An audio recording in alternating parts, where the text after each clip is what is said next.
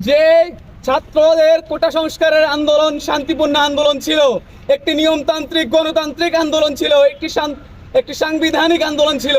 সেই আন্দোলনে সরকার ইন্টারনেট বন্ধ করে দিয়ে ডিজিটাল ক্র্যাকডাউনের মাধ্যমে গোটা দেশে ধ্বংসাত্মক নির্মমভাবে হত্যাযজ্ঞ চালিয়েছে, যা একটি গণহত্যা ছিল।